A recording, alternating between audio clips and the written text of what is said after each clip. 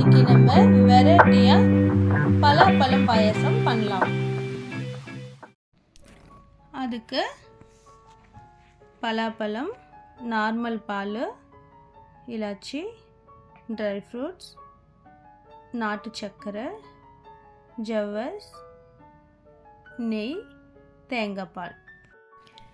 First நம்ம ஒரு பலாப்பழம் எடுத்து வச்சுட்டு அது சின்ன சின்ன பீஸாக கட் பண்ணணும். மீது எல்லாமே மிக்ஸி போடணும்.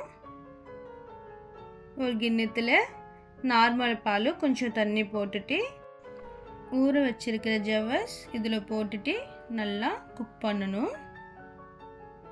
நல்லா குக் ஆயிடுச்சு. இப்போ இது தனியாக எடுத்து வச்சுக்கணும்.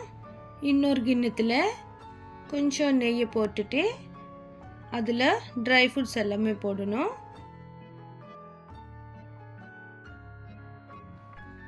அதுக்கப்புறம் இதில் மிக்ஸி போட்டிருக்கிற பலாப்பழம் எல்லாமே இதில் ஆட் பண்ணிட்டு நல்லா கலந்துக்கோங்க.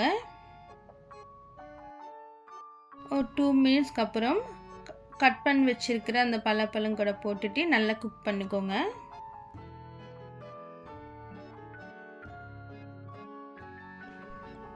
இப்போ இதில் நம்ம எடுத்து வச்சுக்கிற பால் இதில் போட்டுட்டு நல்லா மிக்ஸ் பண்ணணும்.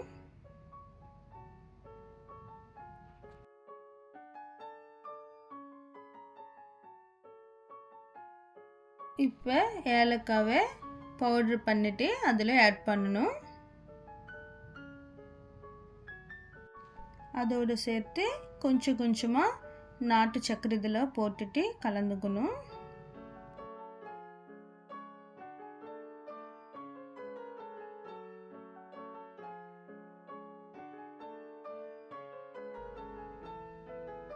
இதில் கடைசியாக தேங்காய் பால் சேர்த்துட்டு சூடானதுக்கப்புறம் ஆஃப் பண்ணணும்.